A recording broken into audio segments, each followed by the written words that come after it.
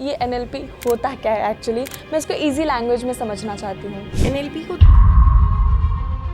यार करना तो चाहते हैं, विलिंग पावर तो बहुत है, बट कर नहीं पाते हैं। मतलब मैंने बहुत लोगों के मुंह से सुना, तो ऐसा क्यों होता है? हम करने की कोशिश बाहर से कर रहे हैं। ये सबकॉन्शियस और कॉन्शियस होता क्या है? कॉन्शियस वो है कि जिसको हम समझ रहे हैं, जान रहे हैं, देख रहे हैं और फील भी कर रहे हैं। सब कॉन्शियस ये है, एग्जैक्टली देखा जाए तो सब कॉन्शियस माइंड ज़्यादा पावरफुल होता है आपकी लाइफ को क्रिएट करने के लिए। मेरे जैसे बहुत लोगों के पेरेंट्स होंगे कि वो चाहते कुछ और है, बच्चे करते कुछ और हैं। कुछ नहीं करने वाला बच्चा जब कुछ करने लगता है तब भी दिक्कत होती है, ठीक है, क्योंकि जो वो कुछ करने जा रहा है वो अकॉर्डिंग टू पेरेंट्स नहीं होता। तो पेरेंट्स के भी मन की चीज़ें अगर आप ना करो तो उनको हर्ट कर जाती है, तो उनके माइंड में कहीं ना कहीं बैक ऑफ द माइंड तो हमेशा ही रहता होगा कि यार मैं तो चाहती थी मेरी बेटी ये बने। अगर आपने कभी ड्रिंक करने की सोची तो क्या आपने पेरेंट्स से पूछा? उसको तो आपने कर लिया और पेरेंट्स ने रोका नहीं, और रोकना चाहा भी तो आज आप रुक नहीं रहे। अगर आपके पेरेंट्स ने आपको किसी गलत चीज़ को करने से रोका और आप नहीं माने, तो सही चीज़ को कर रहे हो तो क्यों मान रहे हो? हेलो एवरीवन, नमस्कार। मैं सपना चौबे आज आपको एक ऐसे पर्सनालिटी से मिलवाने जा रही है जो आपके पर्सनालिटी को चेंज कर सकता है। जी हाँ दोस्तों, अगर आप एक स्टूडेंट हैं, अगर आप एक हाउसवाइफ हैं, या फिर अगर आप एक पेरेंट्स हैं, या फिर आप किसी भी एज ग्रुप में हैं, तो ये एपिसोड आपके लिए है। दोस्तों, ये एक ऐसी कोच है जो कहती है कि आज आप जो कुछ भी हो, आप उसको पॉजिटिव तरीके से अपने लाइफ में बदलाव ला सकते हो। सो मैं आपको मिलवाने जा रही हूँ शताक्षी सिंह जी से, जिन्होंने NLP कोच के ज़रिए कई लोगों की लाइफ को बदला है। तो चलिए शुरू करते हैं पॉडकास्ट विद शताक्षी सिंह। कैसे हैं मैम आप? बहुत अच्छी हूँ and thank you so much to having me here. Thank you so much ma'am, आपने भी अपना टाइम निकाला और आप यहाँ पर आए। And because ma'am you are NLP coach, तो NLP जब मैंने नाम सुना था सबसे पहले मेरे माइंड में एक क्वेश्चन आया था, ये NLP होता क्या है एक्चुअली, मैं इसको इजी लैंग्वेज में समझना चाहती हूँ। इजी लैंग्वेज में, हाँ, इजी लैंग्वेज में ही समझाना चाहिए, क्योंकि ताकि जो ऐसे लोग हैं, क्योंकि मैं जब मिलती हूँ किसी ऐसे पर्सन से या वेबिनार या किसी भी जगह पर, तो जनरली तुरंत से एक साइंटिफिक लैंग्वेज या इस तरीके से समझना आसान नहीं होता, और जिस चीज़ को इंसान समझ नहीं रहा है, आई थिंक उससे वो खुद का इलाज नहीं कर सकता। राइट, बिल्कुल बिल्कुल।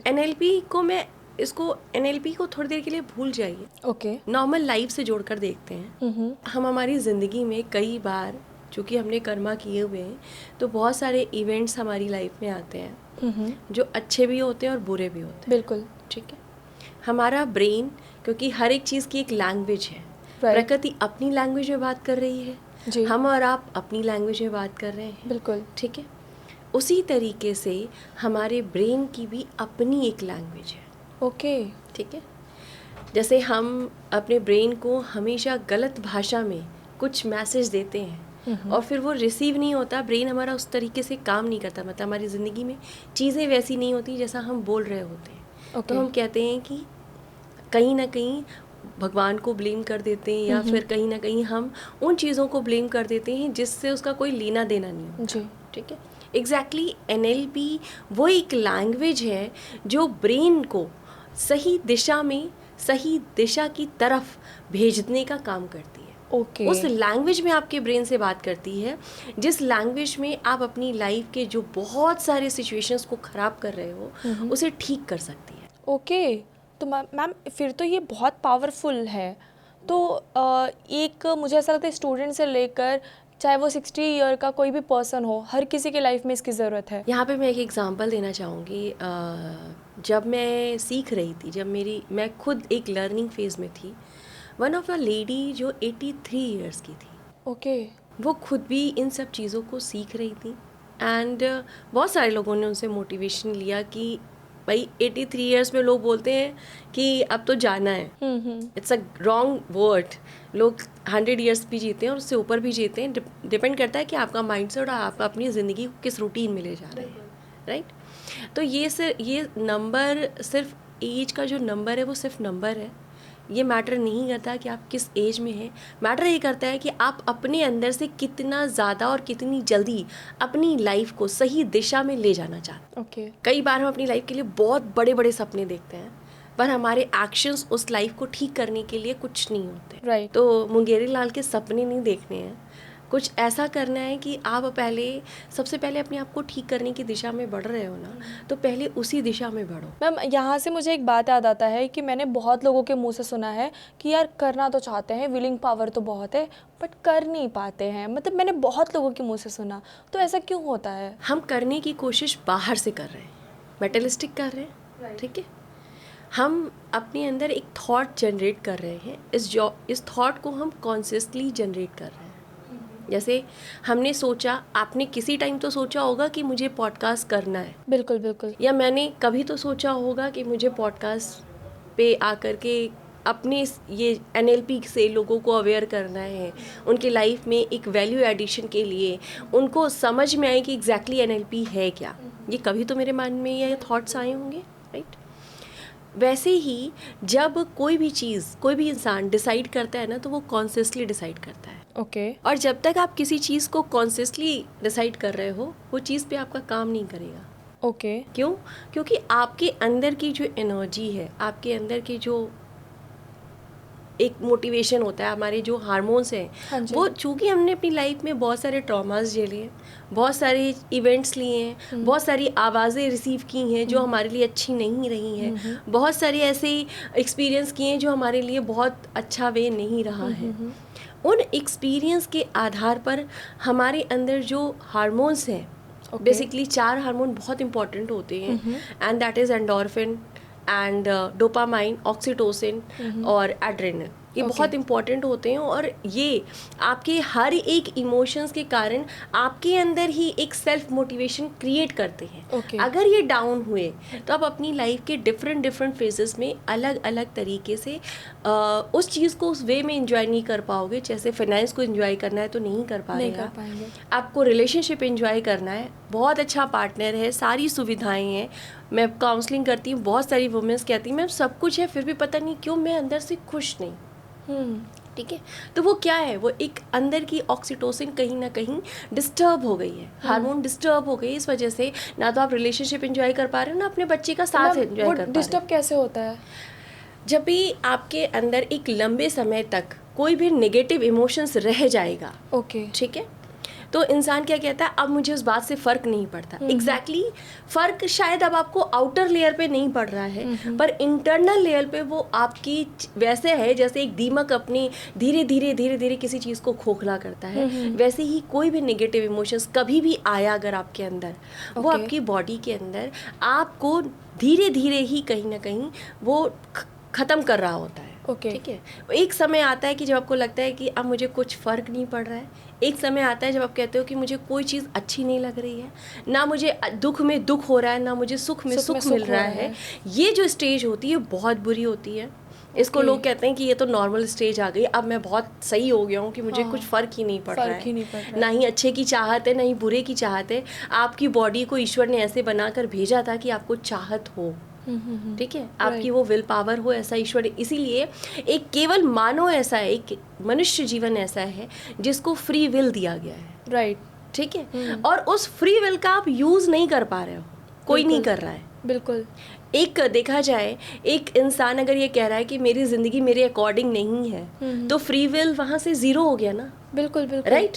फ्री विल तो तब है ना जब वो अपनी जिंदगी को वैसा क्रिएट कर पा रहा है जैसा वो चाहता है। राइट। इसका मतलब है कि भगवान ने ज़रूर आपके अंदर कुछ ना कुछ तो ऐसा इंस्ट्रूमेंट दिया है जहाँ से आप फ्री विल को बहुत टॉप पर ले जा सकते हो। बिल्कुल, यानी आप अनअवेयर हो उस एक चीज़ से जो आपको उस जगह पर पहुँचा सकता है। बिल्कुल, ठीक है, and that is the best part of your body and that is your brain. Ma'am अभी आपने जब आप आंसर कर रहे थे तो आपने कॉन्शियस ब्रेन का यूज़ किया, तो ये सबकॉन्शियस और कॉन्शियस होता क्या है? अभी हम और आप जागृत अवस्था में हैं, यहाँ जो कुछ भी हो रहा है हम अवेयर हैं, ठीक है। आपने और हमने सबको पता है जब हम सोते हैं तो हमारा दोनों logical brain, left and right दोनों लॉजिकल ब्रेन सुप्तावस्था में जा जाता है। हम नींद में किस करवट हैं किस करवट नहीं है ये अवेयरनेस हमें रह नहीं जाती, ठीक है। लेकिन अंदर हमारे सबकॉन्शियस माइंड में बहुत सारी चीज़ें चलती हैं, जिसका एक सीधा साधा एग्जांपल है ड्रीम देखना। राइट। या कई बार आप जब सुबह उठते होंगे तो आपने दिन पूरी रात को अच्छे से सोया, इसके बावजूद आपको कोई ऐसा भी नहीं है कि आपको ड्रीम आया है, लेकिन जब सुबह उठते हो, जैसे ही उठते हो, वो 2 दिन पहले, 1 दिन पहले या एक शाम पहले जो घटना घटी है आपके साथ, जिसमें आप इमोशनली ब्रेक हुए हो, वो घटना के थॉट्स आपको उठते ही आने लगते हैं। हाँ राइट। और फिर वो ऐसा जाल बनाते हैं, ऐसा ही जाल बनाते हैं कि जिसको आपने 8 घंटे की प्रॉपर नींद ली है और आपका बॉडी, मन, आपकी बॉडी, आपका सोल, आपका मन पूरी तरीके से रिलैक्स होना चाहिए, वो रिलैक्स ना होके बहुत हैवी है।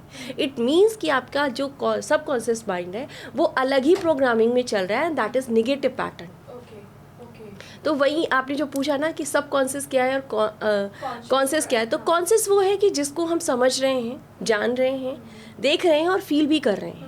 सबकॉन्शियस ये है, एग्जैक्टली देखा जाए तो सबकॉन्शियस माइंड ज़्यादा पावरफुल होता है आपकी लाइफ को क्रिएट करने के लिए। मैंने भी ये सुना है मैम, सबकॉन्शियस माइंड जो होता है हमारा ज़्यादा पावरफुल होता है, और अगर हम कुछ अपने लाइफ में चाहते हैं, किसी मंजिल तक पहुंचना चाहते हैं, तो हम उसे अपने सबकॉन्शियस माइंड में बिठा लें। बट वो ट्रिक क्या होती है सबकॉन्शियस माइंड में बिठाने का? एक छोटे से एग्जांपल से सपना यहाँ बताऊँगी आपको। देखा जाए तो जो आपका ब्रेन है, आपने देखा होगा आजकल बहुत सारे लोग ये ट्राई करते हैं कि मैं सुबह उठना शुरू कर दूँ, ठीक है। एवरीबडी जस्ट स्टार्टिंग दिस कि वो अलार्म लगा लें, या बहुत डिफरेंट चीज़ों को फॉलो भी करते हैं, बट इसके बावजूद भी वो सुबह उठ नहीं पाते। अलार्म बजा, देखा, ठीक है, देखने के बाद उसका फिर रख दिया, अच्छा थोड़ा सो लेते हैं, फिर वो थोड़ा सोना 2-4 घंटे का हो जाता है, ठीक है। तो ये क्यों होता है, जबकि हमने तो अपने आप को प्रोग्राम्ड किया है ना कि वो होना चाहिए। कई बार हम जो थॉट या कोई बात बोल रहे हैं वो सिर्फ कॉन्शियस लेवल तक जा रही है, ठीक है।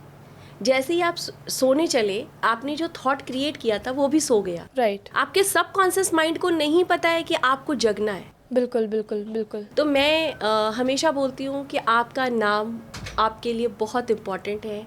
दूसरे लोग लेते हैं, आप भी लीजिए, क्योंकि ये आपके अंदर की एनर्जी को क्रिएट करता है। आपके सबकॉन्शियस माइंड को पता होना चाहिए कि आपका ब्रेन आपके नेम को कैसे रिसीव कर रहा है। ओके। तो एक छोटी सी रेमेडी इसी जगह पे मैं बता दूं कि अगर किसी को बहुत सुबह उठने की चाहत है और नहीं उठ पा रहा है, मत लगाइए अलार्म। सिंपल सी एक चीज़ कीजिए, रात में सोने से पहले अपने नाम को 3 बार बोलिए और बोलिए कि मुझे सुबह XYZ जितने बजे भी आपको उठना है, मुझे 3 बजे उठा देना, मुझे 5 बजे उठा देना, मुझे 6 बजे उठा देना, what ever the time of yours, ठीक है। Just say that like that कि सताक्षी मुझे सुबह 3 बजे उठना है और प्लीज़ मुझे उठा देना। Is it actually work ma'am? Yes, मैंने किया है, सच में? एंड मैंने स्कूलिंग टाइम से किया है। एंड एग्जैक्टली देखा जाए तो ये मेरी मॉम के थ्रू बोला गया था, तो जो मैंने किया। बट ये आपकी बाकी चीज़ों में भी काम करता है। मैंने सुना है कि पिलो को बोल कर सो, हमारा जो पिलो होता है आप उसको बोल कर सो। देखा जाए तो नाम हो, पिलो हो या कुछ हो, आप अपने सबकॉन्शियस माइंड को बोल रहे हैं। Okay okay. उसको कहीं ना कहीं अंदर से जागृत कर रहे हैं उस काम को करने के लिए। तो means you are saying ma'am कि अगर हम अपने सबकॉन्शियस माइंड तक बात को पहुंचाना चाहते हैं तो हमें खुद को बार बार वो चीज़ें बोलनी है। कई बार आप उसको बोलते हैं तो भी नहीं पहुंचती है, क्योंकि उससे रिलेटेड कोई भी बात आप बोल रहे हैं, जैसे हम कई बार बोलते हैं कि हमें बहुत पैसा चाहिए, हमें बहुत पैसा कमाना है, क्या वो होता है? नहीं होता। फिर क्या कहते हैं, बोलने से कुछ नहीं होता, अफर्मेशन से कुछ नहीं होता है, राइट। मेहनत करने से पैसा आता है, सब बोलना शुरू कर देते हैं, ऐसा नहीं होता। सबकॉन्शियस माइंड के अंदर लगभग ये कहा गया है, हम लोग ने साइंस पढ़ी है, नहीं पढ़ी है तो भी हमें नर्सरी से लेकर 8th तक ये पढ़ाया जाता है कि ऑलमोस्ट आपके अंदर 72% पानी होता है, कहा जाता है, राइट। 72% जो पानी है उसका 78% पानी आपके सबकॉन्शियस माइंड में है, ठीक। और ये साइंस ये प्रूफ कर चुकी है कि पानी एनर्जी को रिसीव करती है। अगर कोई बात आप बोल रहे हैं या कोई चीज़ आप कर रहे हैं तो आपके बॉडी के अंदर का जो पानी है वो भी रिसीव करेगा, ठीक है। और आपकी बॉडी का सबसे ज़्यादा पानी आपके सबकॉन्शियस माइंड के अंदर है, यानी आपका सबकॉन्शियस माइंड क्या हुआ, एक बड़ा रिसीवर हुआ, राइट। ठीक। बस प्रॉब्लम क्या है, हम उसको रिसीव करवा नहीं पा रहे हैं। बिल्कुल। जहाँ भी पानी है वहाँ इमोशंस है, ठीक है। नमी है तो इसका मतलब आपके अंदर वो इमोशंस है। जल को, चंद्रमा को या नमी को हमेशा इमोशंस के साथ भी, जब भी आप रोते हो तो पानी निकलता है, बिल्कुल बिल्कुल। जब कोई चीज़ आप पाना चाहते हो ना तो सिर्फ बोलने से काम नहीं चलेगा, ओके। उसको फील करो, फील करना होता है, ओके, ठीक। अगर आप फील करते हो कि आप अमीर हो, हज़ारों लाखों ऐसे एग्जाम्पल पड़े हैं कि अगर आप फील करते हो तो आप एक दिन हो भी जाओगे। और एक सीधा सा यहाँ पे मैं एक चीज़ ऐड ऑन करना चाहूँगी मेरी लाइफ से रिलेटेड। जब मैं छोटी थी तो मैं बहुत बीमार रहती थी, मेरी माँ बहुत कंसर्न रहती थी। तो मैं हमेशा उनको बोलती थी परेशान मत हो, मैं सिर्फ ज़िंदगी के कुछ जो नियम हैं, खाना पीना उठना बैठना, उनको कर नहीं जाऊँगी। ठीक है, एटलीस्ट 100 लोगों की ज़िंदगी में कुछ वैल्यू ऐड करके जाऊंगी। कुछ लाख लोग ऐसे होंगे जिनको मेरा नाम पता होगा। और मुझे जब मैंने अपनी ज़िंदगी शुरू की थी एज अ करियर, तो मैं सिंपल लड़की थी, मतलब मुझे सिंपली अपनी लाइफ जीनी थी। मैं एक गवर्नमेंट जॉब की तैयारी कर रही थी, ठीक है, गॉड को वो मंजूर नहीं था, ठीक है, क्योंकि मैंने तो इमोशनली कुछ और ही डाल रखा था, ठीक है। तो उन्होंने ये जर्नी क्रिएट कर दी जिससे मैं वो लाखों लोगों तक पहुंच जाऊं, राइट, ठीक है। तो आपको एग्जैक्टली देखा जाए तो ये आपको फील करना है कि आप अपने आप को कहाँ देखते हो, राइट। आप सपने देख रहे हो कि मुझे यहाँ पहुँचना है, लेकिन आप दूसरे पल अपने आप को बोल रहे हो मेरे अंदर तो ये कैपेबिलिटी नहीं है, बिल्कुल। मैं तो डर रही हूँ, मेरे अंदर ये आत्मविश्वास ही नहीं है, मुझसे हो पाएगा ही नहीं हो पाएगा। तो आप क्या कर रहे हो, अपने ब्रेन को कॉन्ट्रडिक्ट मैसेज दे रहे हो, राइट, ठीक है। आप अपने ब्रेन को खुद ही कंफ्यूज कर रहे हो, तो आपकी ज़िंदगी तो कंफ्यूज होगी ही। मैम अभी आपने एक बात कहा कि आप किसी गवर्नमेंट की तैयारी कर रहे थे ना, कोई गवर्नमेंट जॉब की तैयारी कर रहे थे। मैम मेरी भी जर्नी कुछ ऐसे ही स्टार्ट हुई, तो मैं भी गवर्नमेंट जॉब की तैयारी कर रही थी, and then I switched my career, and then मैं फिर यहाँ पर पहुँची हूँ। तो लेकिन कई लोग इसको एक्सेप्ट नहीं कर पाते हैं, उसमें से मेरे पेरेंट्स भी हैं जो एक्सेप्ट नहीं कर पाते हैं, और ऐसा लगता है मेरे जैसे बहुत लोगों के पेरेंट्स होंगे कि वो चाहते कुछ और है, बच्चे करते कुछ और हैं। तो ऐसे में आपने अपने पेरेंट्स को कैसे मनाया और उनको कैसे समझाया कि आपने जो चूज़ किया है वो भी एक राइट करियर ऑप्शन हो सकता है? कुछ नहीं करने वाला बच्चा जब कुछ करने लगता है तब भी दिक्कत होती है, ठीक है, क्योंकि जो वो कुछ करने जा रहा है वो अकॉर्डिंग टू पेरेंट्स नहीं होता है, ठीक।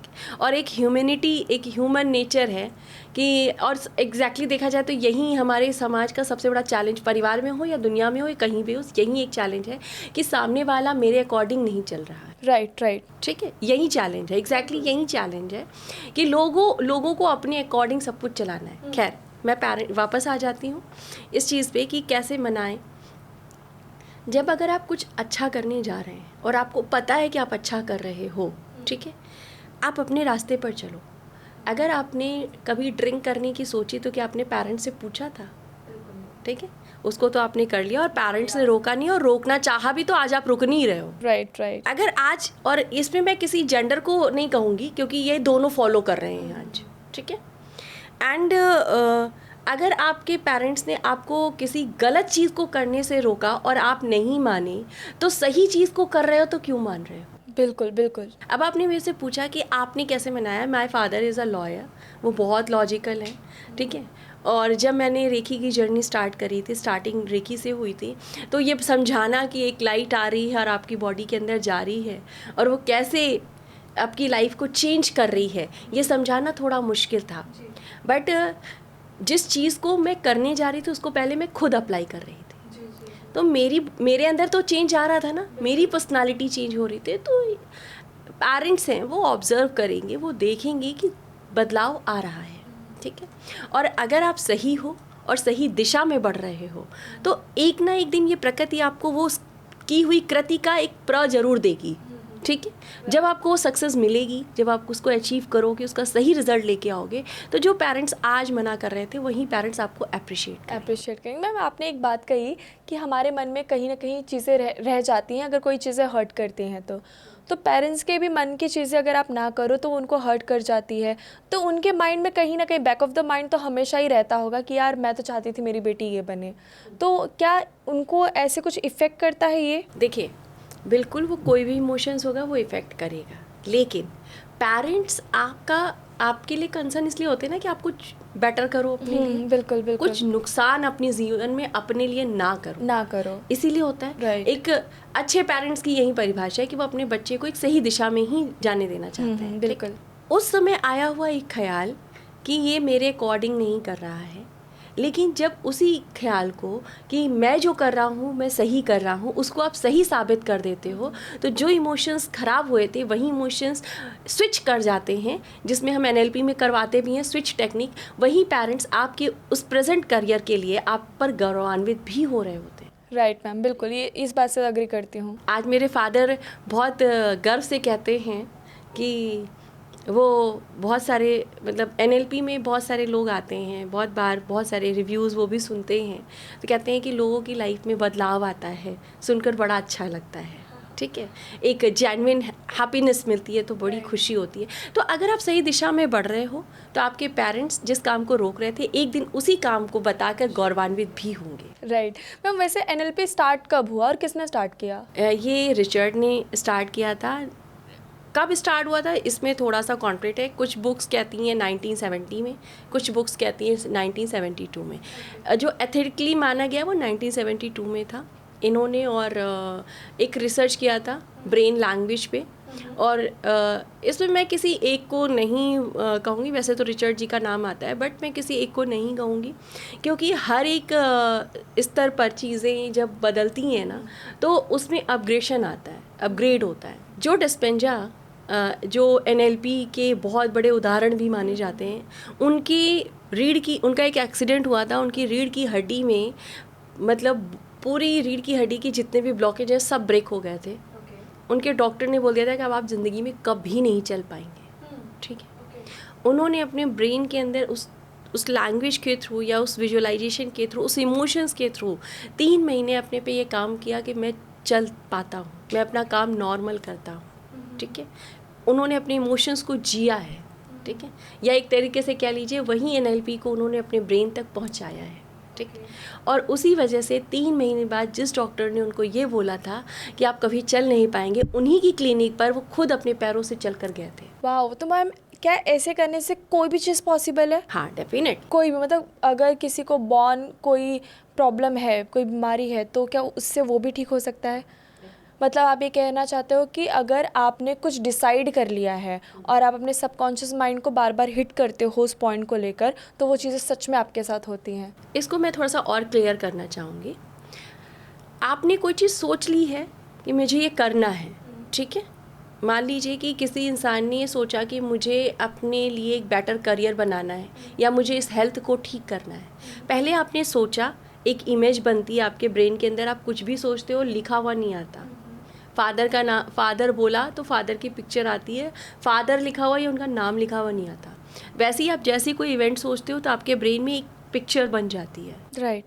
अब ये पिक्चर को लेकर के अगर पुराने पास्ट में आपने जब से जन्म लिया अब तक में कुछ ऐसा हुआ जो उस इवेंट के फेलियर को दिखाता है, या उस इवेंट से रिलेटेड डिफरेंट आवाज़ें आपके कानों में हैं जो कि नॉट गुड हैं, आपके वर्दीनेस पर सवाल उठाते हैं, तो आप कितना भी उसको बार बार बोलोगे वो नहीं होगा। ओके, ठीक है।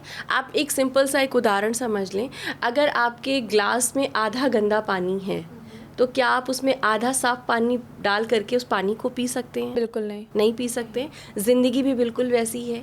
अगर आपने अपनी ज़िंदगी में बचपन में, टीनेज के बाद की एज में कुछ ऐसे इमोशंस स्टोर किए, कुछ आवाज़ें ऐसी स्टोर की हैं जो आपके वर्दीनेस पे सवाल उठाते हैं या आपके पर्सनालिटी, आपके अपनी काबिलियत पर सवाल उठाते हैं, ठीक है, जिसको ऑब्वियसली वो आवाज़ या इमोशंस हैं, तो आप अपने ऊपर एक क्वेश्चन आयर लगाते हो, आप डरते हो, आप डाउट करते हो, आप अंडर कॉन्फिडेंट होते हो, तो आप कितना भी बोल रहे हो वो चीज़ रिजल्ट नहीं लाएगी।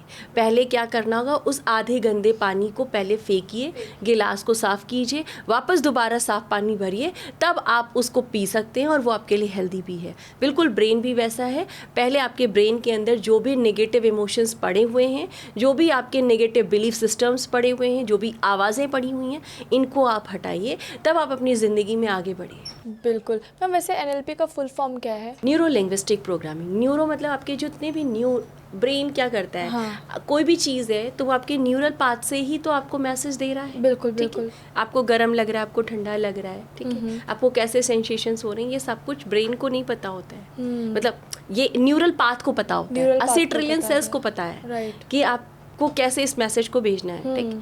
बिल्कुल वैसे ही न्यूरो के थ्रू, जो लैंग्वेज आपके ब्रेन के थ्रू हम क्रिएट करते हैं, इसको न्यूरोप्लास्टिसिटी भी कहते हैं।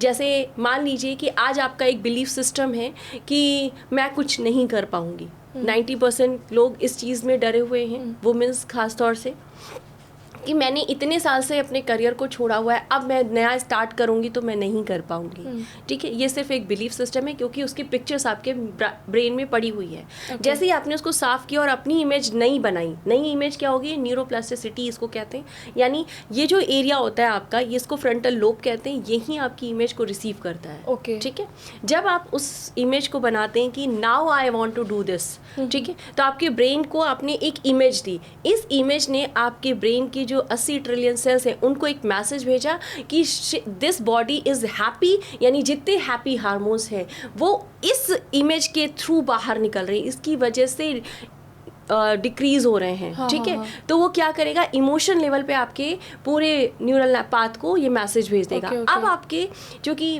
बूम ब्रेन थ्योरी, यानी ये क्वांटम फिजिक्स का एक थ्योरी है कि आप जो सोचते हो वो एनर्जी क्रिएट होती है, वही बाहर जाती है। ठीक है, हम और आप भी एक एनर्जी हैं, वो एनर्जी बाहर जा रही है, वापस लौटकर हमारे तक आती है। तो उसी तरीके से जो एनर्जी अंदर गई है वो वापस जाएगी, तो वो क्या क्रिएट करेगी? जो पॉजिटिव चीज़ें आपने बोई हैं वो वापस आती हैं। राइट, ये एग्जैक्टली इसका मैथोलॉजी है। मैम, एनएलपी किस किस एरिया में यूज़ होता है?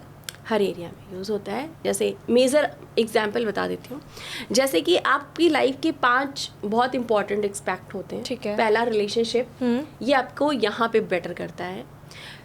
हेल्थ, ठीक है। तीसरा आपका फिनेंस, चौथा आपका गोल, और पांचवा आप खुद। तो क्या मैम एनएलपी की ट्रेनिंग के ज़रिए किसी भी हैबिट्स को चेंज किया जा सकता है, और कैसे? आपकी हैबिट क्यों है? आपका क्योंकि बॉडी हाँ, जिस चीज़ के साथ कंफर्टेबल जोन में चला जाता है, ठीक है, कंफर्टेबल जोन में क्यों जाता है? जैसे एग्जांपल के तौर पे एक एग्जांपल ले लेते हैं यहाँ पे।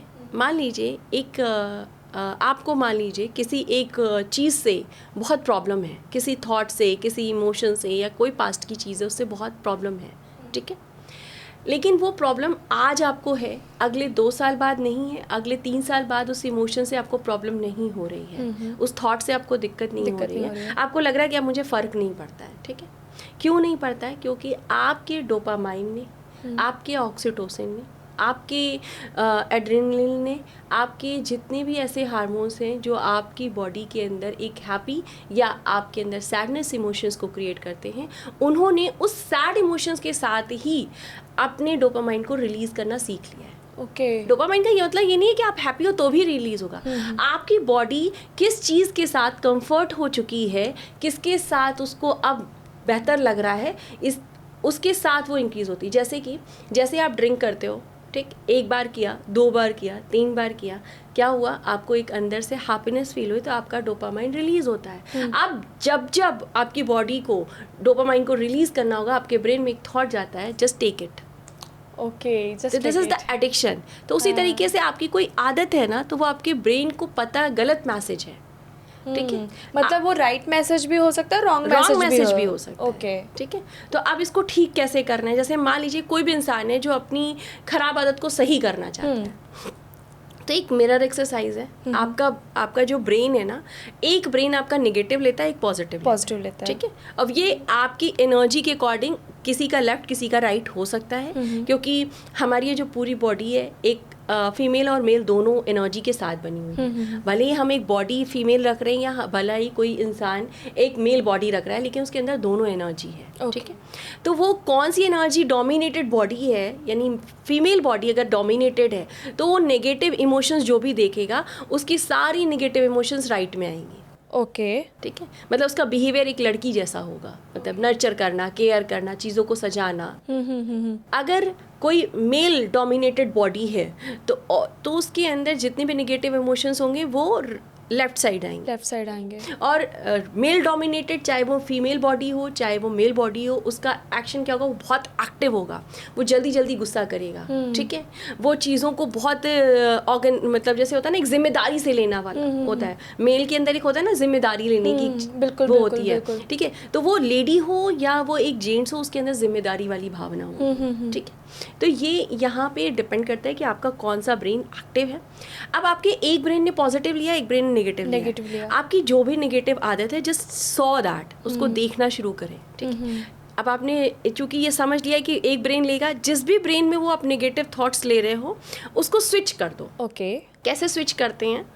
आपको जो थॉट यहाँ आ रहा है ना, जस्ट थिंक दैट, केवल एक थॉट डालना है कि ये वैनिश हो गया। ओके ठीक है।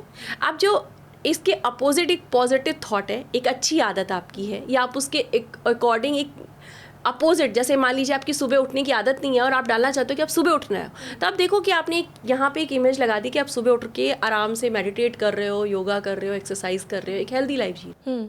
ठीक है। तो आपने क्या किया? आपने ब्रेन को मैनिपुलेट किया, जैसे ब्रेन ने आपको मैनिपुलेट किया। देखिए, आपके पास टूल है, ये आप पे डिपेंड करता है कि इस टूल को आपकी बॉडी को आप इस्तेमाल होने दोगे या आप अपनी बॉडी के लिए इस टूल को इस्तेमाल करोगे। भगवान ने आपको दे दिया, अब फ्री विल कहाँ काम करेगा, किस तरीके से काम करेगा, ये आपकी चॉइस। मैम, अभी आपने एक बहुत अच्छी बात बताई और मुझे बहुत अच्छा लगा वो आंसर सुन के कि जो male dominating and female dominating होता है तो वो एक एक पार्ट को इफ़ेक्ट करता है। कई लोगों में मैंने देखा है दोनों में सेम चीज़ है। जैसे आपने कुछ बिहेवियर मेंशंस किए कि उनको नर्चर करने की होती है, क्लीननेस एंड ऑल, वो सारी चीज़ों में ध्यान देते हैं, और जो मेल डोमिनेटेड होते हैं तो वो रिस्पॉन्सिबल होते हैं। तो मैंने कई लोगों में देखा है वो मेल फीमेल दोनों ही होते हैं, बहुत दोनों चीज़ों में बहुत अच्छे होते हैं।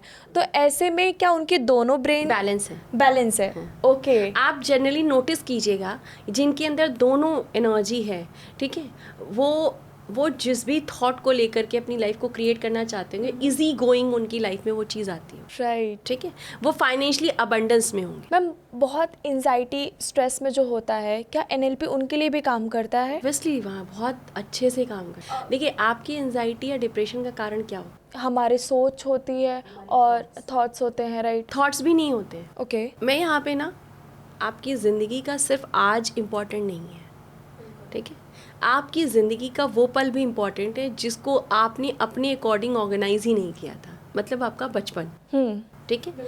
आपके बचपन में भी क्या इमोशंस आपने स्टोर किए हैं ना, ये भी डिपेंड करता है कि आपका फ्यूचर कैसा होगा। ओके। ठीक है। जैसे अगर आपने आपके बचपन में, आप एक ऐसी फैमिली में रहे हैं जहाँ बहुत स्ट्रिक्टनेस है, जहाँ आपने बहुत सारी इच्छाओं को दबा दिया है, ठीक है, तो आप देखोगे कि आपका रिलेशनशिप भी एज इट इज़ जाएगा। ओके। वहाँ भी सेम पैटर्न काम करेगा, आपकी इच्छाएं वहाँ भी दबाई जा रही होंगी, आप वहाँ भी अपने आप को सेक्रीफाइस कर रहे होंगे, आप वहाँ भी गलत चीज़ों पे बोल नहीं पाओगे अगर वहाँ नहीं बोल पाए तो। ओके। ठीक है। कि वो सीधा कैलकुलेट करता है इधर पे। क्यों करता है? क्योंकि आपकी बॉडी 2 बार एक ही इमोशंस को जीती है। ठीक है। एक तो जब आप बच्चे हो तब तो वो बच्चे की तरह जी रही है, ठीक है।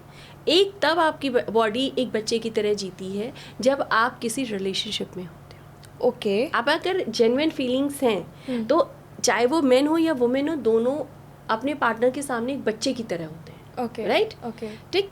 जो लोग एक्सपीरियंस कर चुके हैं वो समझ भी रहे होंगे, मतलब उस चीज़ से रिलेट कर पा रहे होंगे। ठीक। अगर उस बच्चे ने उस समय जब वो बच्चा था उस चीज़ को अच्छे से जिया नहीं है तो वो रिलेशनशिप में अच्छे से जी नहीं पाएगा। ओके। ठीक है। तो अगर रिलेशनशिप ठीक करना है तो पहले बचपन की उस चीज़ को डिलीट करना ज़रूरी है।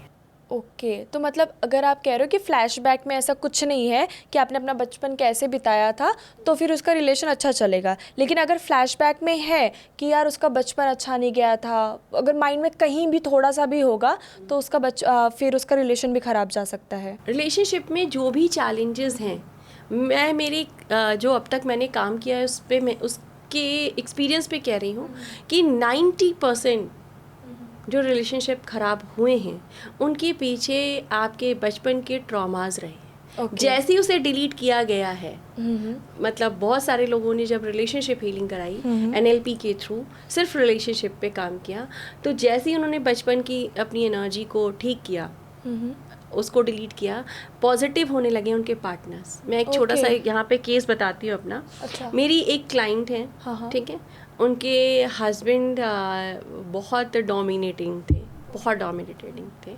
उन्होंने मेरे से जैसे ही बात करी, वो मेरी एनएलपी की स्टूडेंट रही हैं, जैसे ही उन्होंने मेरे से बात करी, मैंने उनसे बोला कि आपके बचपन में क्या आपके फैमिली में कोई ऐसा था जिसने आपके ऊपर एक डोमिनेटेड बिहेवियर रखा? तो she said, yes ma'am, my father is very strict ठीक है, हम उनकी इच्छा के बगैर कहीं जा नहीं सकते थे, आ नहीं सकते थे, भले वो सही जगह ही चीज़ें क्यों ना हो।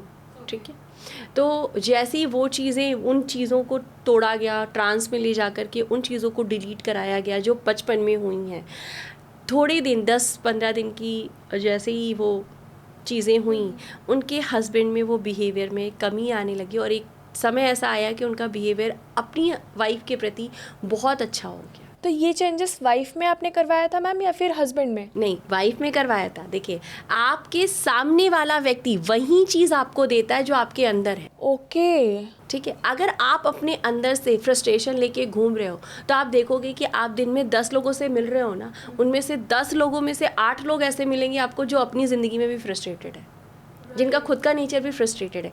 आप एक जैसी एनर्जी आप हो, आप ऐसे ही लोगों को अट्रैक्ट करो। बट मैम मैंने एक ऐसे कपल को देखा है जहाँ पे मेल काफ़ी डोमिनेटिंग है, बट जो वाइफ है वो बहुत अच्छी हैं and she is very polite और बहुत हंसती खेलती रहती हैं, सबके साथ घुल मिल के रहती हैं और सबके सामने बहुत खुश रहती हैं। मतलब आपने मुझे बैक कैमरा बोला था कि सपना यू आर वेरी एनर्जेटिक, तो वैसे ही भी वो भी रहती हैं। लेकिन स्टिल मैंने देखा है कि उनके में ऐसा कुछ तो सीन नहीं हुआ है, लेकिन फिर भी ये चैलेंज है। आप देखिए यहाँ पे क्या है, वो करंट टाइम में वो हैप्पी हैं, उन्होंने अपनी लाइफ को वैसा क्रिएट किया हुआ है, वैसा जी रहे हैं। लेकिन अगर उनके बचपन में जाकर उनसे सवाल किए जाएं, ठीक है, या उनके ट्रांस में उनको लेके जाए तो आप देखोगे या तो उनके बचपन में या तो उनके टीनेज में वही पैटर्न उनकी लाइफ में किसी ना किसी के द्वारा ज़रूर इमोशनली इनकलकेट किया गया होगा। ओके, जिसका इफेक्ट उन्हें अभी हो रहा है, जिसका इफेक्ट आज उनको एज अ पार्टनर रिसीव हो रहा है। राइट। तो मैम NLP कम्युनिकेशन को इम्प्रूव कैसे करते हैं? कम्युनिकेशन को इम्प्रूव करने के लिए सबसे बेस्ट तरीका ये है, क्योंकि आप कम्युनिकेट क्यों नहीं कर पाते हो, पहले इस बात को सवाल समझने की ज़रूरत है कि क्यों नहीं हम कम्युनिकेट कर पा रहे हैं। ओके। तो पहला क्या होता है, डर। डर होता है। डर। भाषा तो सबको आती है, सबको आती ठीक है। है, भाषा तो सबको एक आती fear है, होता भाषा है। की कमी तो है नहीं किसी के पास। और बोलने के लिए क्या चाहिए, शब्द चाहिए, शब्द चाहिए। अच्छे शब्द चाहिए या Right, नहीं भी अच्छे right. शब्द चाहिए, साधारण शब्द चाहिए। हम बात क्यों नहीं कर पा रहे हैं, यानी इसके पीछे भी इमोशंस ही तो है, डर है, ठीक है, कहीं हेजिटेशन है, अंडर कॉन्फिडेंट एनर्जी है, और ये सब कुछ कहाँ से आ रही है, आपके पास्ट के इमोशंस के कारण आ रही है। जैसे ही आप उसको हटाते हो, मैंने कहा ना, NLP एक ऐसी चीज़ है जो आपको फुल पैकेज बनाती है, फुल बूस्टर बनाती है। तो क्या NLP से किसी की फीलिंग को समझना इजी हो जाता है, या फिर जैसे फॉर एग्जांपल भाई बहन का हो या मॉम डैड का रिलेशन हो या हस्बैंड वाइफ का एक अच्छा रिलेशन हो, तो क्या उनकी फीलिंग्स को, मतलब कई बार होते हैं ना कि कई पार्टनर ऐसे होते हैं जो बोल नहीं पाते, अपने फीलिंग्स को एक्सप्रेस नहीं कर पाते, और ऐसे में सेकंड पार्टनर को समझना होता है, लेकिन उसमें बहुत चैलेंज आता है, तो क्या इसमें भी वो हेल्प करता है? 100% हेल्प करता है कि कैसे आपको सामने वाले को समझना है। आप झांक कर देखेंगे, और जो लोग भी आपके व्यूअर्स हैं इसको कहीं ना कहीं रिलेट भी करेंगे, जहां आप ये कोशिश कर रहे हैं कि सामने वाला आपकी फीलिंग को समझ सके, आप थोड़ी देर के लिए अपने अंदर जाइए और फील करने की कोशिश कीजिए या देखने की कोशिश कीजिए कि आप खुद को समझ पा रहे हैं। ओके। ठीक है, आप 90% देखेंगे, मे बी जो लोग भी देख रहे हैं या जो भी रिलेट करें वो प्लीज़ मैम के कमेंट बॉक्स में कमेंट ज़रूर करिएगा कि अगर आपके अंदर ये चीज़ है कि आपका पार्टनर आपको नहीं समझ रहा है, ठीक है, तो आप इनबिल्ट अंदर जाएंगे तो आप महसूस करेंगे कि आप खुद को भी नहीं समझ पा रहे हैं। ओके। आप अपने अंदर भी क्लैरिटी रख नहीं पा रहे हैं, आप खुद एक कंफ्यूज पर्सनालिटी हैं, इसी वजह से उससे आपके प्रति ना कंफ्यूजन हो रहा है। ओके। और दूसरी चीज़ यहाँ पे एक और चीज़ ऐड करना चाहूँगी, मेल और फीमेल दो डिफरेंट एनर्जी हैं। Man is ruled by Mars and women is ruled by Venus. ठीक है, वीनस क्या है, शांत है, ठीक है, और एक्सप्रेसिव है, ठीक है। वुमेन में मार्स क्या है, अग्रेसिव है, एंड वो लिसनर नहीं है। ओके। ठीक है, मार्स लिसनर नहीं है, ठीक। वुमेन क्या चाहती है, वो सब कुछ सुनाना चाहती है, मैन क्या चाहते हैं, वो सुनना नहीं चाहते। उनको चैलेंज बताओ, वो रिजॉल्व कर देंगे, ठीक है। उनको कहानी नहीं सुननी है, उनके अंदर वो पेशेंस नहीं है। क्यों? क्योंकि वो मास एनर्जी से रूल्ड होते हैं। ओके। ओके। अब यहाँ पे ना थोड़ा सा समझने की ज़रूरत है, हम दोनों को एक साथ देखने की कोशिश करते हैं, ये हमारी गलती है। ठीक है, हम मेन वुमेन को अलग नहीं कर रहे हैं, हम एक ही तरह देखने की कोशिश कर रहे हैं, राइट, ठीक, और कहीं ना कहीं एक जैसा बनने की भी कोशिश कर रहे हैं। बिल्कुल, अगर आपको भगवान ने फीमेल बॉडी दी है तो उसके पीछे कोई रीज़न होगा, बिल्कुल, अगर बिल्कुल, किसी दूसरे को मेल बॉडी दी है तो उसके पीछे भी कोई रीज़न होगा, राइट, आपके साथ कुछ और करने की उसकी इच्छा होगी, तभी तो वो ऐसा करवा रहा है, ऐसा राइट, बॉडी दिया राइट, आपको, राइट, राइट। अब आपको एज अ मैन बिहेवियर करने के लिए बचपन से कहीं ना कहीं फोर्स किया जाता है, और एक फीमेल को कहीं ना कहीं बहुत ज़्यादा फीमेल बनने पे भी फोर्स किया जाता है, बिल्कुल, ठीक है। मतलब आपके अंदर ही एक आदमी बैठा हुआ है जो आपको सुनने को तैयार है, हाँ, हाँ, ठीक है, लेकिन उसको हम ख़त्म कर देते हैं। ओके, मतलब यू वांट टू से मैम, जैसे आपने बताया कि हमारे में ही दोनों एनर्जी होती है, तो फीमेल को खुद से बात करना चाहिए। अगर उसका जो पार्टनर है वो सुनने को रेडी नहीं है, तो at least talk to yourself first, right. यहाँ पे दो चीज़ें हैं, जब लोग बहुत एंजाइटी या डिप्रेशन में होते हैं, ओवर थिंक करते हैं, तो उस केस में भी लोग सेल्फ टॉक करना शुरू कर देते हैं, वो बातें नेगेटिव होती हैं, ओके, तो वो रॉन्ग है, इसका अंतर समझने की ज़रूरत है। जो बातें ओवर थिंकिंग के बाद आप देखोगे, आजकल मैं जब ट्रैवल करती हूँ तो मैं अक्सर लोगों को देखती हूँ तो उनकी लिपसिंग होती रहती है, तो वो क्या है, वो अपने अंदर से बात कर रहे हैं और ओठ भी चल रहे हैं, इतना प्रेशर बढ़ गया है कि उनकी लिपसिंग हो रही है, राइट, राइट, ठीक मैंने है? भी कई लोगों को देखा है। तो ये सेल्फ टॉक गलत है, अगर वो नेगेटिव हो रहा है तो गलत है, ठीक है। अब यहाँ पे वुमेन्स दो चीज़ें कर सकती हैं, एक तो खुद पहले जो चीज़ें उनसे बोलना चाहते हैं ना, और बहुत डिप्रेशन सिर्फ ये लग रहा है कि उन्हें और एग्जैक्टली उनको सिर्फ सुनाना ही होता है, मतलब उन्हें ये होता है कि वो मेरी कोई बात सुने और सुनने के बाद उनको कोई सोल्यूशन नहीं चाहिए। वुमेन्स आर वेरी स्मार्ट, उनको हर बात का सोल्यूशन पता है, उनको किसी का बस उनको ये होना चाहिए कि मेरी वो बातें सुनी जाएं, क्योंकि वो एक्सप्रेसिव है, ठीक है। तो यहाँ पे वो क्या कर सकते हैं, अपने लिए एक डायरी ले लें, एक पेन ले लें या पेपर ले लें, अपनी सारी बातें लिखें, अगर नेगेटिव है और उसे बर्न कर दें।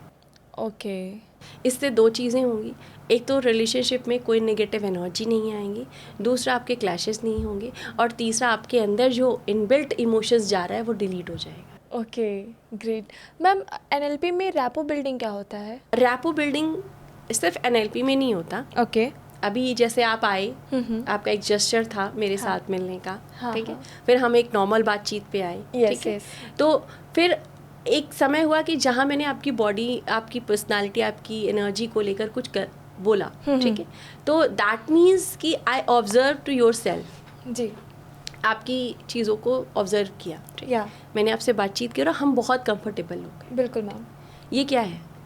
ये आई गेस, हाँ, कि ये रैपो बिल्डिंग बिल्डिंग ही था, ठीक है। हाँ, रैपो बिल्डिंग में किताबी ज्ञान जो कहता है कि अगर सामने वाला इंसान आपकी बातों को लेकर के 3 बार यस बोल रहा है तो उसके साथ आपका रैपो बिल्ड हो गया है।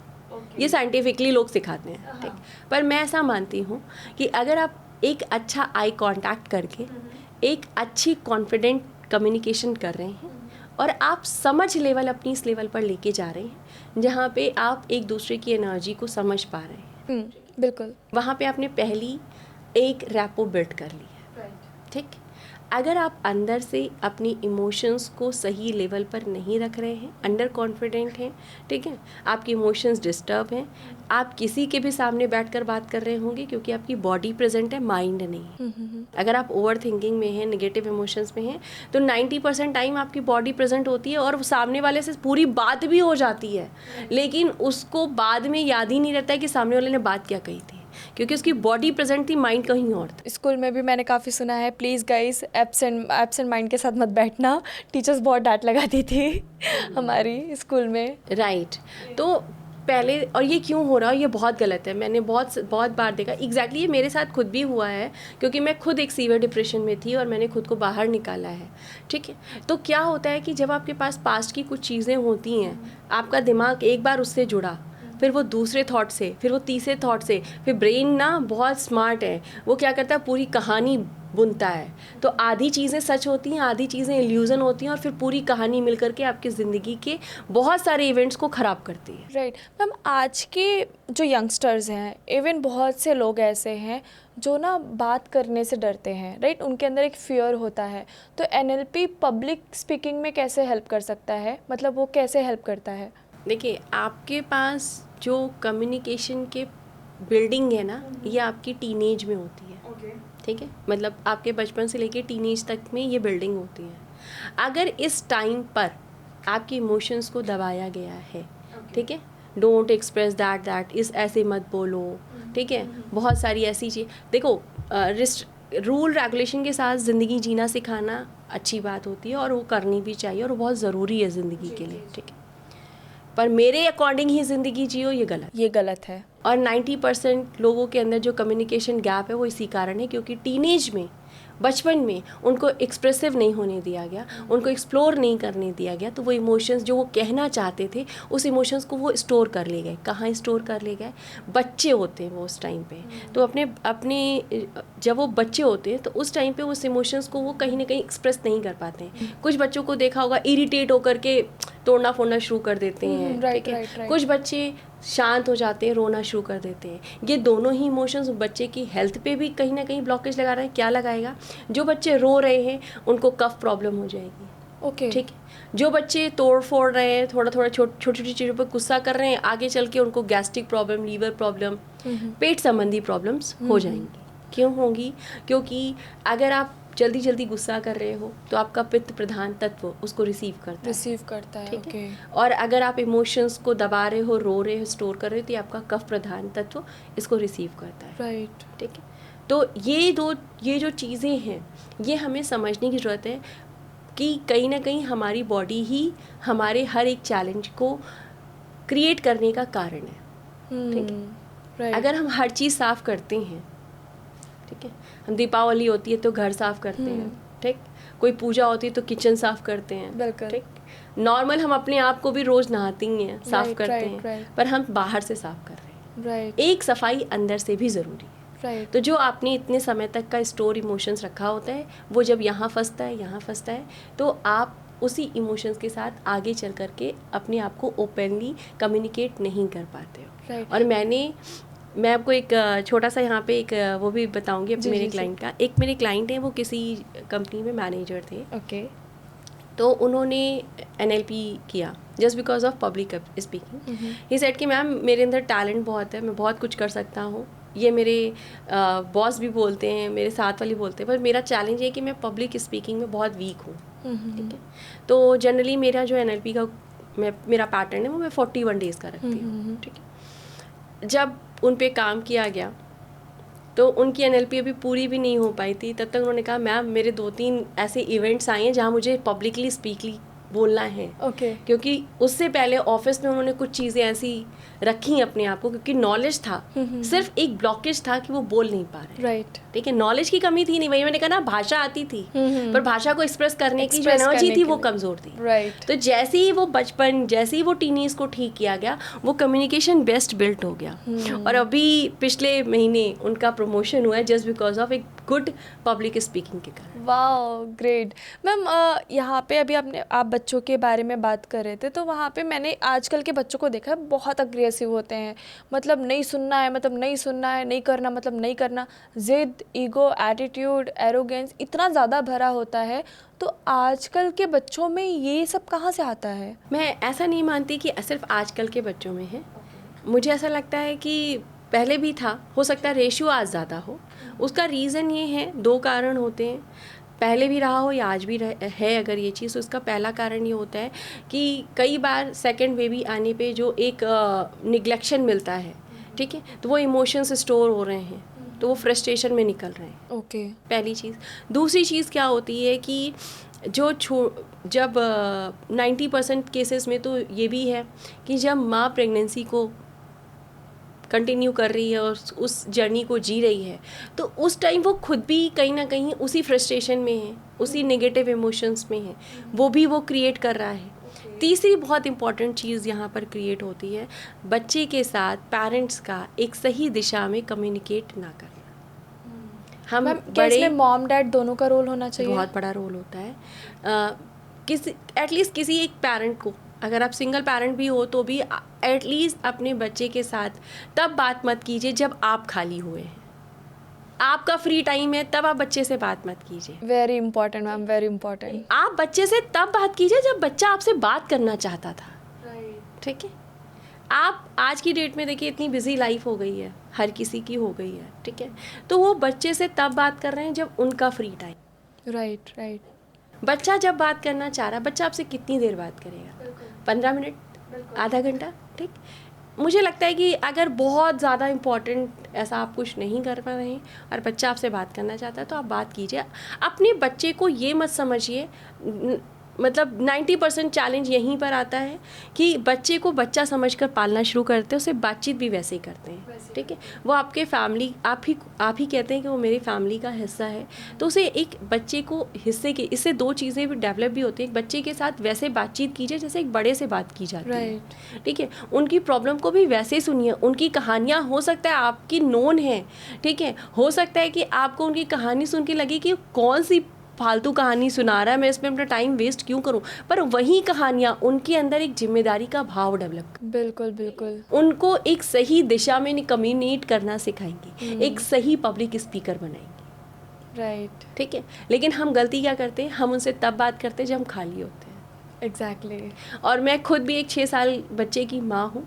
ओह वाह, ठीक है, और मैंने इस चीज़ को देखा है, मतलब मैंने इसके साथ ये चीज़ को जिया है कि मतलब ना सिर्फ मैं, मेरे घर में जितने लोग भी हैं, जब वो बात करना चाहती है सब उससे बात करते हैं, तो उसके अंदर मैंने एक चीज़ देखा है कि चीज़ों को की समझने की जो क्षमता है वो धीरे धीरे डेवलप हो रही है। ओके, ठीक है, एक सेंसिटिव वे में बात कैसे की जाती है ये उसकी समझ डेवलप हो रही है, तो यहीं से डेवलप होता है पब्लिक कम्युनिकेशन, जिस पे आपका सवाल था। राइट मैम, अभी आपने कहा कि जो एक दूसरा बच्चा आता है तो वो इरिटेशंस होते हैं, तो एक बच्चे और दूसरे बच्चे के बीच में कितना गैप होना चाहिए? देखिए, गैप इम्पॉर्टेंट नहीं है कि कितना गैप होना चाहिए, ठीक है, ये तो वो पर्सनल उनकी लाइफ है, वो खुद डिसाइड करेंगे। इम्पॉर्टेंट ये है कि जो सेकंड बेबी आ रहा है उसके साथ साथ आप फर्स्ट बेबी को भी उतना ही इम्पोर्टेंस दीजिए। ओके, ठीक है, आप उसको इन्वॉल्व कीजिए ना। आप जिस बच्चे को पाल रहे हैं, जो नया न्यू बॉर्न बेबी आया, ऑब्वियसली उसमें समय ज़्यादा देना पड़ता है। आप अपने पहले बच्चे को उसके साथ इन्वॉल्व कीजिए। उसको आप वहाँ पे ये भी सिखा सकते हो कि जो छोटा बच्चा आया है वो हम दोनों की रिस्पॉन्सिबिलिटी है, ठीक है। तो देखिए, ये डिपेंड करता है एक माँ पर बहुत ज़्यादा कि वो अपने बच्चे के साथ किस तरह का रिश्ता बना रही है, एक दोस्ती का रिश्ता बना रही है या एक माँ बन रही है, ठीक है। मतलब माँ बन के सिर्फ सिखाना नहीं है, दोस्त बन के उसको समझना भी है। और मुझे लगता है ये बहुत अच्छा होता है एक बच्चे को गलत दिशा में, जो आज का कंसर्न है, अगर आप उसे रोकना चाहते हैं तो सबसे पहले अपने बच्चे का दोस्त बनिए, माँ और बाप बाद में बन जाइए। मैम NLP का सबसे फेमस टेक्निक कौन सा है जो लोगों को ज़्यादा बेनिफिट देता है? ऐसा हम कंपैरिजन नहीं कर सकते, हर एक टेक्निक बहुत इम्पॉर्टेंट है, लेकिन अगर नॉर्मल वे में इंसान अपने लिए करना चाहता है, ठीक है, कि बहुत ज़्यादा एंजाइटी हो रही है, बहुत ज़्यादा एकदम से नोशिया जैसी फीलिंग हो रही है और उससे बाहर नहीं निकला जा रहा है, तो आप एक सिंपल चीज़ कर सकते हो, आप शावर टेक्निक ले सकते हो। जैसे कई बार आप क्या करते हो कि नहाने जाते हो, ठीक है, तो आप क्या करते हो, आप अपनी बाहर की गंदगी को निकालते हो। बिल्कुल ऐसे ही आपको जस्ट विजुअलाइज कर लेना है कि आप अंदर भी, आपके अंदर आप पानी डाल रहे हो और जो भी इमोशंस आपके अंदर चल रहा है ना, वो बिल्कुल धोकर के पैरों से बाहर ब्लैक कलर में निकल गया है। आप इंस्टेंट रिलैक्स फील करोगे। ओके, तो मैम ये जो आपने टेक्निक बताई या फिर NLP ही ट्रेनिंग कौन से एज ग्रुप को लेना चाहिए और कब से स्टार्ट कर देनी चाहिए? NLP किस एज ग्रुप को करना चाहिए? देखिए, मेरा ऐसा मानना है कि आप NLP अपने छोटे से 1 साल के बच्चे को भी करते हैं जो सो रहा होता है। ओके, ठीक है, एक विस्पर टेक्निक होती है। विस्पर मतलब आप अपने बच्चे के कान में बोलना शुरू करें जैसा आप उसे बनाना चाहते हैं। ठीक है, एक छोटा बच्चा जो बहुत छोटा है वो एनर्जी को बहुत जल्दी रिसीव करता है, ठीक है। आपने ज़रूर उसका कुछ नाम रख लिया होगा, उस नाम को बोल कर बोलिए कि आप बहुत इंटेलिजेंट हो, आप बहुत खूबसूरत हो, आप बहुत अच्छे इंसान हो। मतलब जो कुछ पर्सनालिटी आप अपने बच्चे के अंदर बिल्ड करना चाहते हैं, जिन आदतों को बिल्ड करना चाहते हैं, वो उनके कानों में बोलना शुरू करते हैं। और ऐसा आप अपने बच्चे के साथ 8 से 10 साल तक कर सकते हैं। ओके, ठीक है, तो मैम ऐसे मतलब ये जो आपने टेक्निक बताई, क्या ये बड़ों पे भी काम हाँ करता ऑब्वियसली है? होती है, कमांडिंग टेक्निक होती है। कई बार हमारे घर में बहुत सारे ऐसे लोग होते हैं जो इन सब चीज़ों पे बिलीव नहीं करते हैं, ठीक है, और आपको पता है कि एनएलपी कैसे करते हैं या आपको पता है कमांडिंग कैसे करते हैं, तो आप उन्हें अपनी भाषा या अदर चीज़ों के थ्रू उनको कमांड कर सकते हो कि how can they do that. Right. तो मैम अभी आपने इतने सारे लोगों के लाइफ को चेंज किया है, इतने सारे लोगों में बदलाव आए हैं, कभी ऐसा भी हुआ है कि एनएलपी आपने ट्रेनिंग दी लेकिन लोगों को बेनिफिट नहीं हुआ? देखिए ये यहाँ पे मैं एनएलपी अगर किसी ने करी है हाँ हाँ। और अपना 100% दिया है, Okay. रिजल्ट ना आए ऐसा होता नहीं है। ओके। रिजल्ट नहीं आया है इसका मतलब है उस आपने इंसान ने 100% अपना नहीं दिया है। 100% नहीं दिया है। ओके, तो कितना परसेंट, मतलब थोड़ा बहुत भी उस पे काम कर जाए, कितना परसेंट उसको देना चाहिए? अगर आपको रिजल्ट 100% चाहिए तो 100% 100% दो। दीजिए। अगर रिजल्ट आपको 50% चाहिए तो आप अपना 50% दीजिए। Great great. सो मैम मतलब आई गेस एनएलपी एक स्टूडेंट, तो स्कूल लाइफ में एनएलपी ट्रेनिंग क्यों नहीं होता मैम? देखिए आपका बच्चा, यहाँ पे मैं एक चीज़ और ऐड ऑन करूँगी, आपने कहा कि स्कूल के बच्चों को क्यों देना चाहिए, नहीं, क्यों नहीं दिया जाता, मेरा क्यों नहीं दिया क्वेश्चन जाता, ये ये हमारी एजुकेशन सिस्टम से ज़रूर पूछने वाला सवाल है। जब हम वैदिक काल में थे तो जो कृष्ण ने किया अर्जुन के साथ जी में, जी जी जी, ठीक है, जी। जो कृष्ण वहाँ पे गीता का उपदेश देते हैं, कर तो वो भी एनएलपी ही रहे हैं, बिल्कुल। ठीक है। कृष्ण जब अर्जुन को देखते हैं कि वो इमोशनली ब्लॉक्ड हो रहे हैं, बैक कर रहे हैं अपने आप को, तो वो इतनी जितने भी आपके गीता के श्लोक्स हैं उन श्लोक्स के माध्यम से उनके ब्रेन को कहीं ना कहीं ट्रेंड ही तो कर रहे हैं, उनके जो बिलीफ सिस्टम है या उनके जो इमोशंस है उसको हटा ही तो रहे हैं, बिल्कुल, ठीक है। तो जो एनएलपी वो दे रहे हैं उस एनएलपी को उन्होंने अपने बचपन में सीखा भी तो होगा, ऑफ कोर्स, ठीक है। जिनके गुरु सांदीपन, हाँ जी। कृष्ण के गुरु सांदीपन, हाँ जी। उन्होंने एक ऐसा शिष्य तैयार किया कि उनके दिए गए उपदेश यानी गीता का आज रिसर्च ना सिर्फ इंडिया में, इंडिया के बाहर हो रहा है, एक ऐसा शिष्य तैयार किया just because of NLP. Right. बस फर्क क्या है, हमने शब्द चेंज किया, शब्द चेंज कर दिए। वैदिक काल में जो शास्त्रों का अध्ययन हमने किया, जिन विद्याओं को हमने अध्ययन किया, जिन सांसों का अध्ययन हमने किया, जिस ब्रेन की पिक्चर्स का अध्ययन किया, इन सब को वैदिक काल में सिखाया गया है, राइट। ठीक है। तो मैम ये जो अभी आपने टेक्निक बताई है कि हम हर बच्चे को करना चाहिए, तो क्या एक ही बार करना चाहिए इन होल लाइफ या फिर समय समय पे ये ट्रेनिंग लेती रहनी चाहिए? देखिए एक बार जब आप अपने ब्रेन को ट्रेंड कर देते हैं, ठीक है, जैसे एक बच्चे को ये सिखा दिया जाता है बचपन में कि साइकिल कैसे चलानी है, तो वो 2 बार पैडल से गिरता है, 3 बार गिरता है, 4 बार गिरता है, 5वीं बार हो सकता है पूरी साइकिल गिरा दे, लेकिन 6ठी बार वो जब बैठता है तो वो पैडल भी अच्छे से मारता है, फिर चलाता भी है और एक समय उसी साइकिल को रेस करता है। हर Right. बच्चा करता है, हमने और आपने भी किया है, ठीक है। बिल्कुल। ब्रेन भी वैसा है।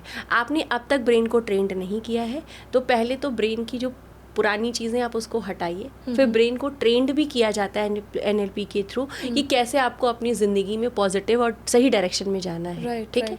जब आप अपने ब्रेन को एक बार ये बता देते हैं कि how can you think about your positive direction in your life, जब अपनी दिशा में कैसे बढ़ना है, जब आपने ये ब्रेन को बता दिया तो ब्रेन बहुत अच्छे से स्विच कर लेता है कि कैसे नेगेटिव से पॉजिटिव में जाना है। Right right. मैम मुझे ऐसा लगता है कि फर्स्ट स्टैंडर्ड से लेकर जो 7th 8th स्टैंडर्ड तक बच्चे पढ़ रहे हैं, पेरेंट्स समझते हैं कि बच्चे उनकी रिस्पॉन्सिबिलिटी है। 8th स्टैंडर्ड के बाद बच्चों में थोड़ी सी मैच्योरिटी आ जाती है, जिसके बाद वो खुद का डिसीज़न खुद ले सकते हैं, राइट।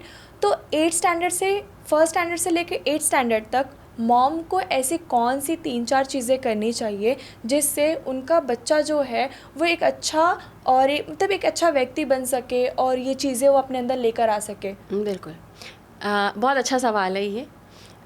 जैसे कि कोई बच्चा है, उसको माँ जब मान लीजिए कोई बच्चा है जो थोड़ा शैतानी कर रहा है तो कहता है बहुत शैतान है, माँ ने बोला बहुत शैतान है, उसकी मौसी ने बोला हाँ बहुत शैतान है, फिर क्या होता है, फिर वो धीरे धीरे धीरे धीरे धीरे धीरे पूरा परिवार बोलने लगता है कि वो शैतान है, ठीक है। शैतान एक वर्ड है, उसकी एक एनर्जी है। आप अपने बच्चे के अंदर छोटी सी की हुई एक शरारत को एक बड़ी एनर्जी के साथ क्रिएट कर रहे हैं।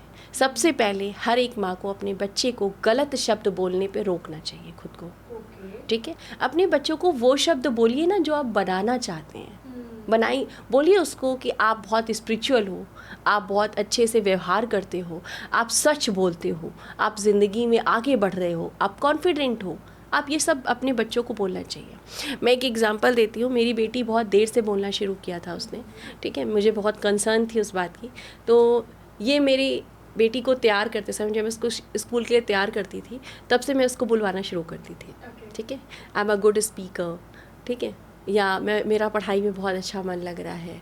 मैं उसको स्कूल छोड़ने तक के बीच में, और ये हम लोग के बीच का खेल था, ठीक है, बच्चे माँ के साथ खेल खेल में ही ये सब चीज़ें करते हैं, ठीक। और इससे मैंने देखा कि उसके अंदर बहुत बदलाव आया, बहुत सारी चीज़ें उसकी बेटर हुई, ठीक है। माँ को अपने बच्चे के साथ सबसे ज़्यादा समय वो बिताती है, ख़ास तौर से 5 साल तक के बच्चे के साथ एक माँ बहुत अपना समय भी देती है, ठीक। तो उनको 3 चीज़ें हैं, अगर अपने बच्चे को एक सही दिशा में, एक बहुत इंटेलिजेंट, बहुत स्पिरिचुअली आपको आगे लेके जाना है, 3 चीज़ करनी है। पहली, अपने बच्चे को अच्छे शब्दों के साथ कोड करें, ठीक है, गलत शब्द ना बोलें, जो वो ना बोलें जो आपको अपने बच्चे को नहीं बनाना है। दूसरी चीज़, अगर आप चाहते हैं कि आपका बच्चा कॉन्फिडेंट रहे, ठीक है, एक अच्छी दिशा में आगे बढ़े, एक अच्छे हेल्दी लाइफ स्टाइल जिए, तो अपने बच्चे के साथ आप वही चीज़ कीजिए जो आप उसको कराना चाहते हैं, ठीक है। आप चाहते हैं कि आपका बच्चा बर्गर चाउमीन ना खाए, तो आप भी बैठकर मत खाइए, ठीक है, क्योंकि वहाँ बच्चा क्या, माँ के साथ बच्चा तुरंत रैपो क्रिएट कर लेता है। मैम, ये सिर्फ और सिर्फ बच्चे के सामने, या बच्चे नहीं है तो भी ये फॉलो करना चाहिए? तो तब भी चाहिए ठीक है। एंड थर्ड चीज़ मोस्ट इम्पॉर्टेंट, हर एक माँ को, छोटे बच्चे की आपने बात की है, तो मैंने जो अभी बोला कि आपको विस्पर टेक्निक करनी चाहिए, कानों में अच्छे शब्द बोलने चाहिए जी।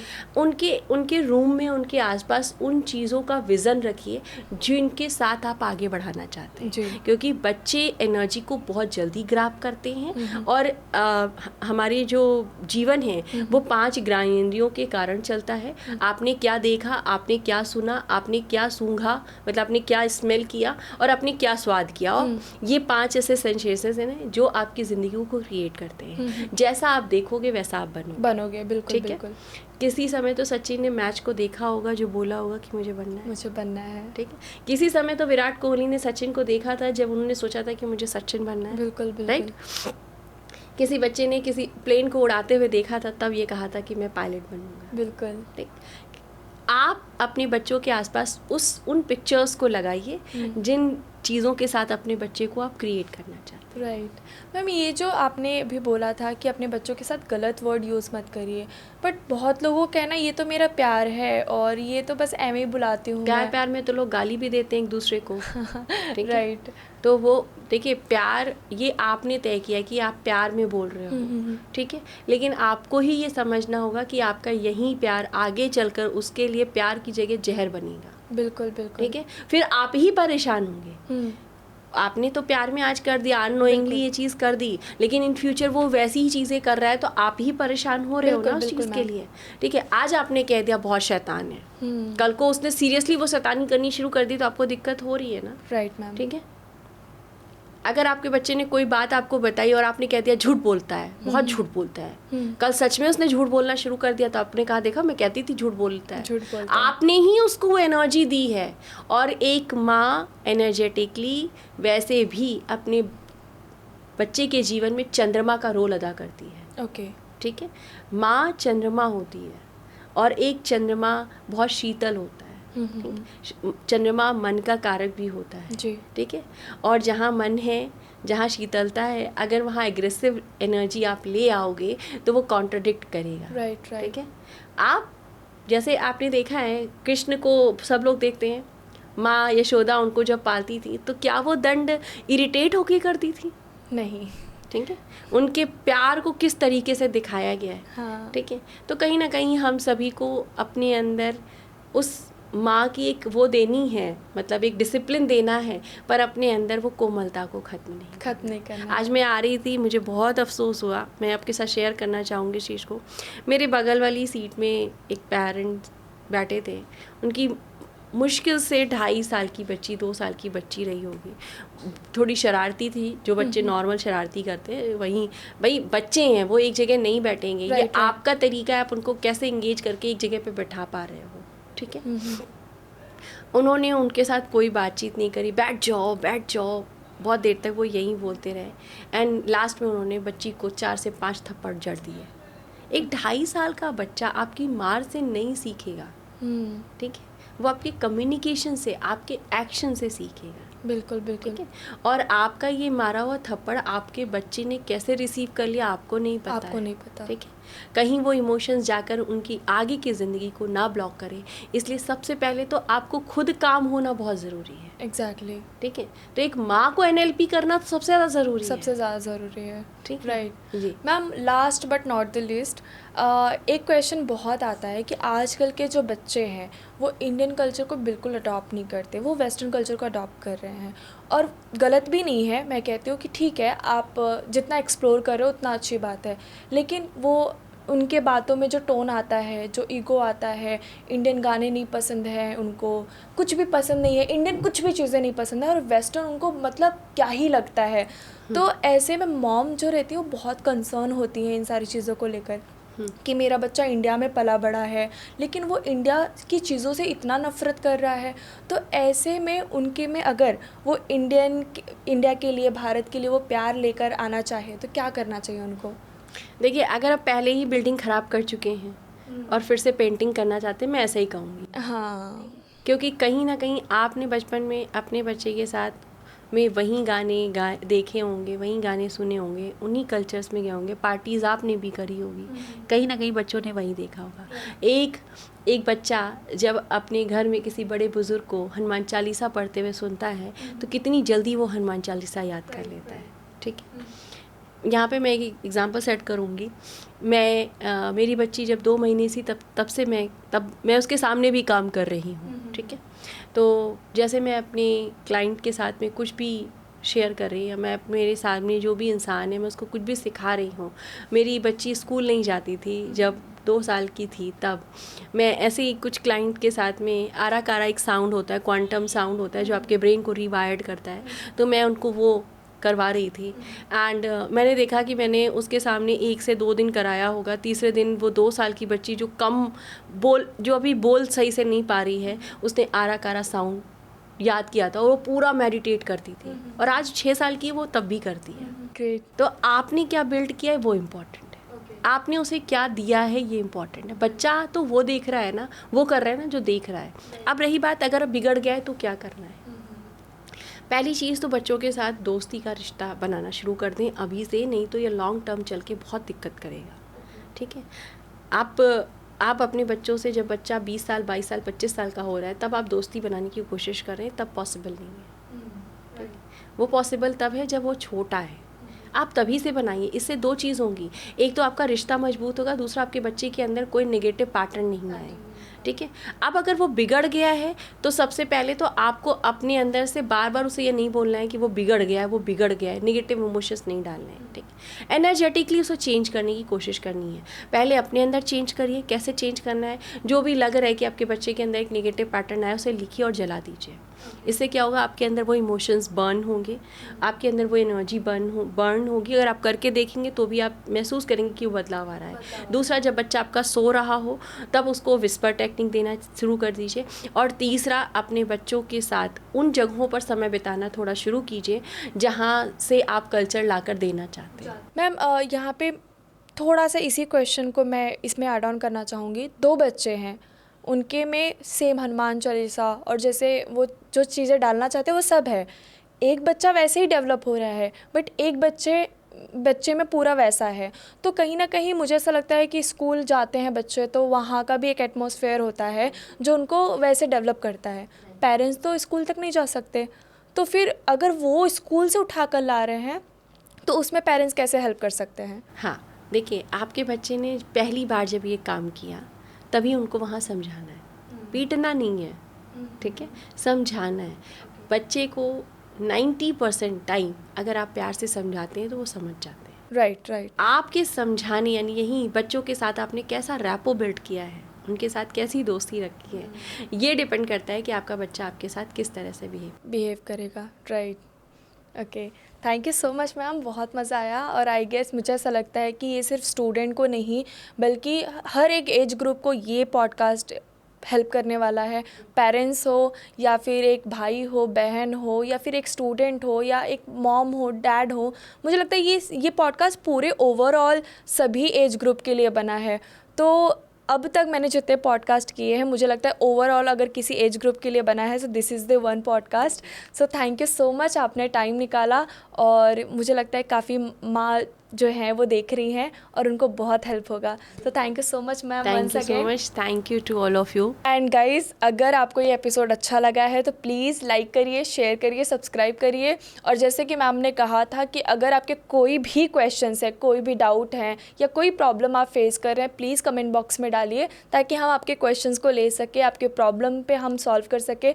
मैं नेक्स्ट टाइम जब भी मैम के साथ मिलूँगी मैं ज़रूर उस पर डिस्कस करूँगी, और अगर आपके लिए कुछ आउटकम लेकर आ सकी तो मैं ज़रूर लेकर आऊँगी। और तब तक के लिए देखते रहिए ड्रीम पॉडकास्टर, हंसते रहिए, मस्त रहिए, खुश रहिए। Thank you so much.